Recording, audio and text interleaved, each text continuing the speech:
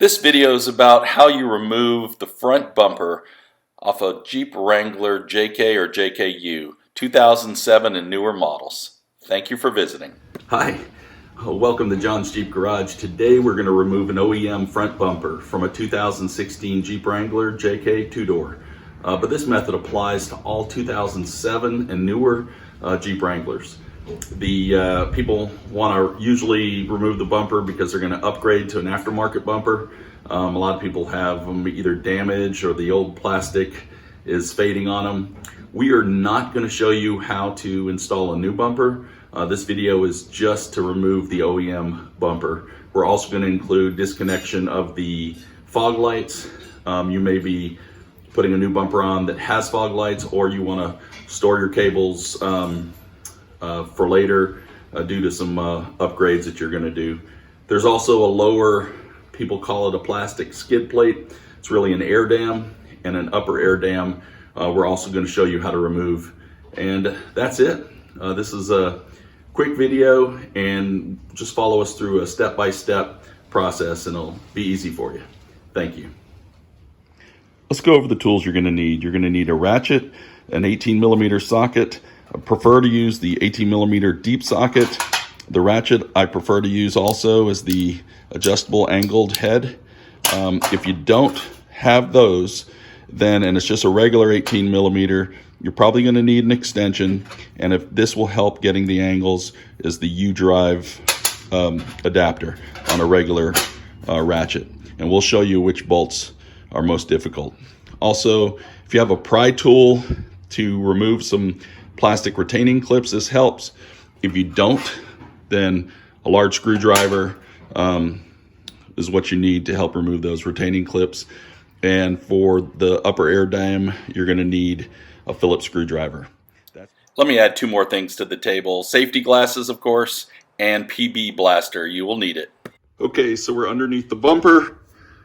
I'm going to look underneath, and I'm going to show you on this air dam. There's 1, 2, 3, and then 4 of these retainer clips that we need to remove.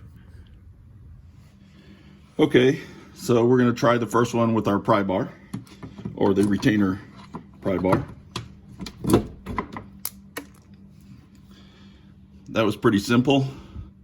You can see how this looks, and just had to pull it out. We're going to try the next one with our fat screwdriver. A little harder.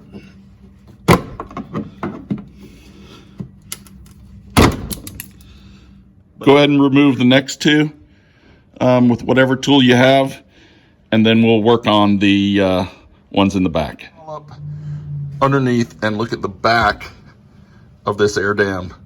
You have one other clip on the passenger side, and then one over there on the driver's side. Same style clip, just use your tool and remove them.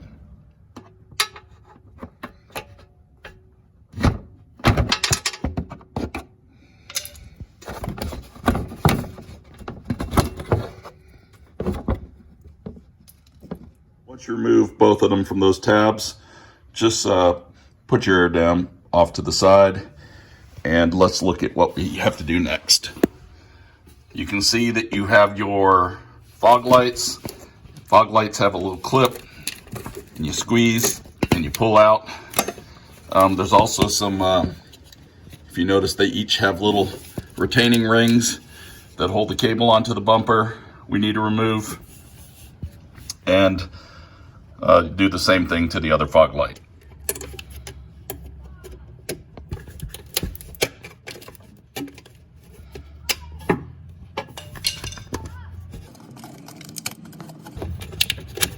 Just to show you, that's what the clip looks like. So the main goal was removing these from the fog light, and then this wire chase here has 4 of these connected to the bumper, and you just wanted to remove all 4 so that it was free. And you got one right there in that corner. wherever they put it. So it's free from the bumper when you remove the bumper. Okay? Okay, we're under the passenger side of the bumper. And from the wheel well, when you look up at the bumper, you see you have these two rusty nuts right there. And on the opposite side, you have two more nuts. Now, it looks like the ones on this side, I'm going to spray some PB Blaster on and let it soak. Under the driver's side wheel well, on the bumper, you have the same thing. Two nuts on the outside, and this definitely needs some PB Blaster on it. And then you have two more on the inside of this frame, but if you can see them there, but there's a vacuum pump in the way. This is why I said you may need an extension or the U-joint adapters to help you navigate to remove those two nuts off. You're going to have to soak these nuts in PB Blaster if they're really corroded, and it's anywhere from 10 to 30 minutes. Just depends on how bad it is. Okay, so I've seen people use an impact wrench. I've seen people use an extension and a cheater bar in here. You may have to do that, but if you can get it started, then it's just very easy to remove it.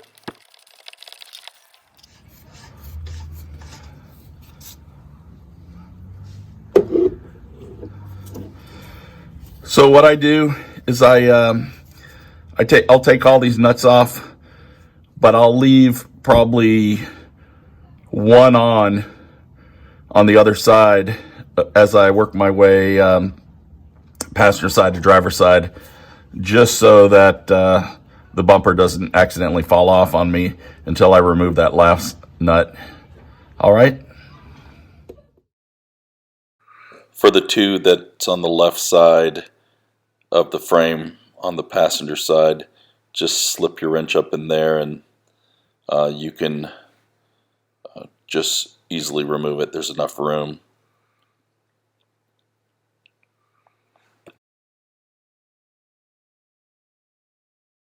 So the tricky one is the right side on the driver's side of the frame, right behind that vacuum pump. Just got to slip your wrench up in there and be very careful. You need a deep socket normally or an extension. We'll look at it from just underneath the bumper, and you can see that vacuum pump right there as well. And finally, you got the two with easy access on the left of the frame on the driver's side, and you can just use your full regular extension. Plenty of room.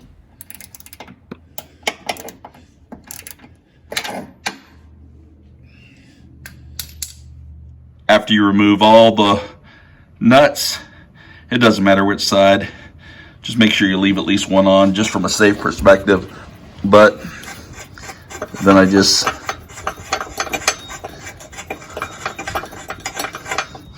loosen that last one. There's brackets on all these. I'll remove those later. Now it's time to just pull the bumper off. So you walk up to the bumper. I use these. Pull it off. Now it's time to remove the upper air damper with a Phillips to help remove this retaining clip. And then you have one right there. So to remove these, use a Phillips screwdriver. Now these are such very old. If it doesn't unscrew, you may need to pry them out.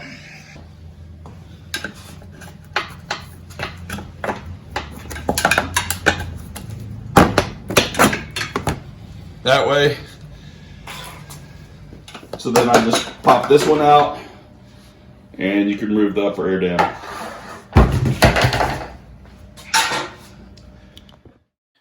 So what I do next here is that Depending on what type of aftermarket bumper you're going to put on, you may directly connect to some fog lights. You may have to buy some pigtails so it gets a little bit of length on it, or you may want to just zip tie them onto that frame for later and decide what you're going to do if you're going to get fog lights that are separate at a later time. Well, that's it. I hope it helped. If it did, please like, and we hope you subscribe to our channel. Thank you very much.